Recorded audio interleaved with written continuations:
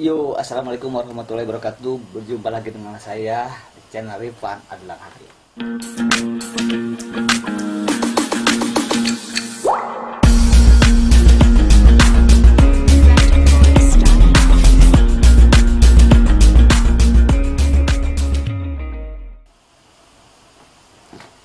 Oke, hal-hal yang dulunya tabu tak layak diperbincangkan, sekarang saya akan memperbincangannya. Kisah-kisah tersebut akan kuak selengkap-lengkapnya bersama Kang Erwin, melanjutkan satu pekan yang lalu ya.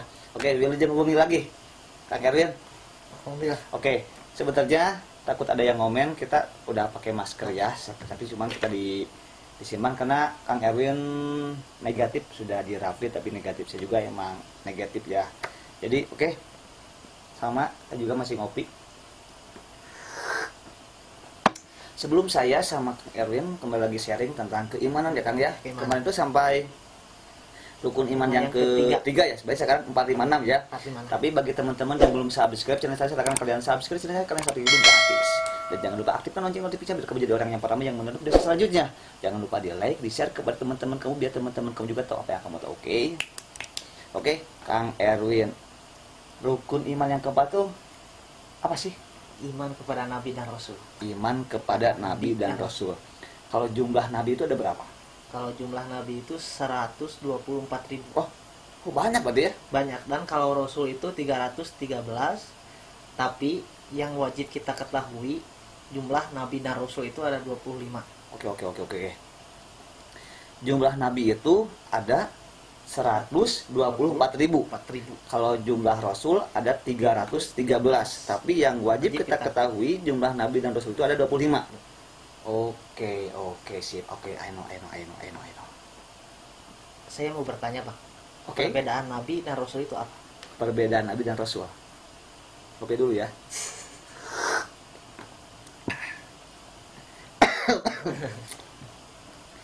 Nabi, manusia pilihan yang diberikan wahyu oleh Allah Subhanahu wa Ta'ala untuk dirinya sendiri, tanpa memiliki kewajiban untuk disampaikan kepada umatnya. Sementara Rasul adalah manusia pilihan yang diberikan wahyu oleh Allah Subhanahu wa Ta'ala untuk dirinya sendiri dan memiliki kewajiban untuk disampaikan kepada umatnya. Jadi perbedaannya sih sebenarnya sih simple ya. Kalau Nabi itu wahyunya itu untuk diri sendiri, tapi kalau Rasul untuk dirinya sendiri dan untuk disampaikan kepada umatnya. Bukan begitu? Betul sekali. Terus sifat-sifat Rasul itu? Sifat-sifat Rasul. Sifat-sifat Rasul ada berapa? Aduh, ini sedikit lagi nih. Sedikit lagi. Sama. Sifat-sifat Rasul itu sebenarnya ada 4. Yang pertama itu ada sidik. Yang kedua ada amanah, betul. Yang ketiga ada tablik. Yang keempat ada patona. Sidik itu artinya benar. Kalau mustahilnya adalah kizib ya. Ya, kizib. Artinya itu dusta. Jadi gak mungkin Rasul berdusta. Yang kedua itu adalah amanah, artinya itu dapat dipercaya. Mustahilnya itu adalah hianat, artinya itu ingkar. Yang keempat itu adalah tablik.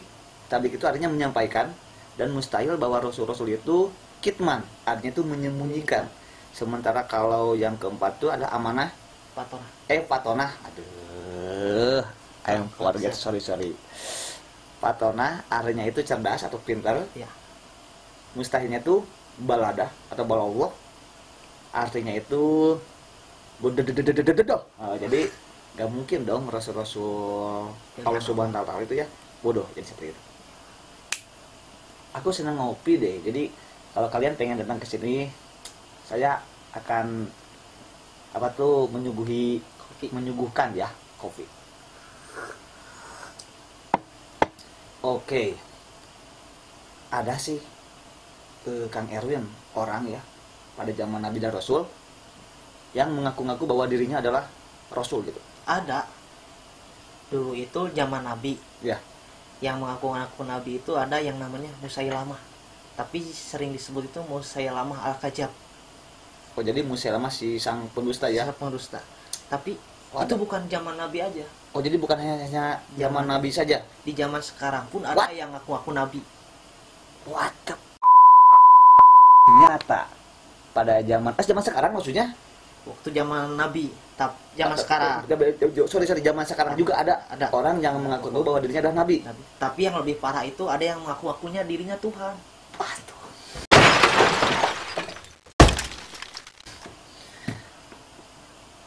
Impossible ya. Kayak mustahil ya, tapi benar itu ada orang yang mengaku bahwa dirinya adalah Tuhan. Oh my god, it's not amazing. Kenapa sih bisa sorry. Apakah ada gak umatnya atau ada pengikutnya? Bukan ada lagi, tapi banyak yang mengikutinya. Kenapa tuh bisa si orang tersebut maunya gitu ya mengikuti orang yang mengaku-ngaku bahwa dirinya adalah nabi atau bahwa dirinya adalah Tuhan? Kembali lagi ke part 1 yang kemarin. Oh, di part 1 ya. Kembali kepada keimanan kita. Oh, iya ya. Jadi iman kadang-kadang ada yang rendah, ada yang tinggi. Jadi kadang di atas, kadang di bawah. Jadi orang-orang yang seperti itu yang menjadi pengikut nabi palsu gitu ya. Nabi palsu. Berarti itu keimannya itu goyang. Kalau goyang itu kayak TikTok ya. Kalau ku pandang kelibitan, oh, kau boleh nyanyi.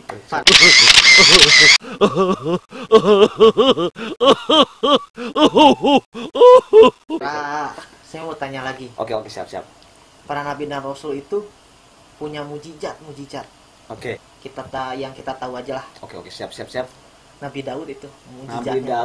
Mujizat Nabi Daud. Saya pernah baca Nabi Daud itu memiliki mujizat bahwa dirinya itu bisa membuat baju dari besi. Betul. Yahoo! Terus Nabi Isa itu bisa membelah lautan. Salah, itu Nabi Musa. Sebentar. Bukankah Nabi Musa itu bisa melemparkan tongkat menjadi ular ya? Iya betul, tapi ada banyak lagi mujizat Nabi Musa. Contohnya itu bisa membelah lautan. Jadi bisa membelah lautan juga, bisa melemparkan tongkat menjadi seekor ular besar. Iya, bisa. Oke, kalau mujizat Nabi Isa apa itu? Nabi Isa itu bisa menyembuhkan orang sakit dan bisa menghidupkan orang mati.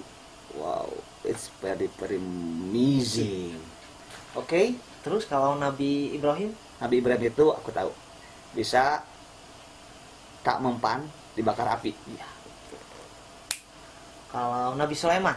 Nabi Sulaiman itu mujizat Nabi Sulaiman adalah dia mampu berbicara dengan para binatang atau bisa menguasai bahasa binatang. Terus yang ini Nabi Muhammad Sallallahu Alaihi Wasallam. Mujizat Nabi Muhammad Sallallahu Alaihi Wasallam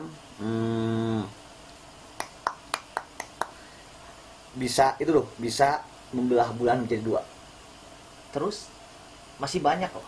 Masih banyak. Terbelah bulan menjadi 2 itu kayak di film ya. Ya. Apalagi ya. Saya pernah baca buku bahwa Nabi Muhammad SAW memiliki mujizat bisa mengeluarkan air dari sela-sela jarinya. Betul. Terus yang lain? Diisrokan dan dimi'rajkan oleh Allah Subhanahu wa taala.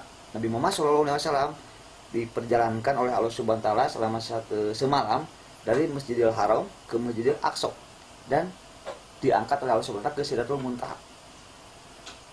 Amazing. Betul kan? Betul.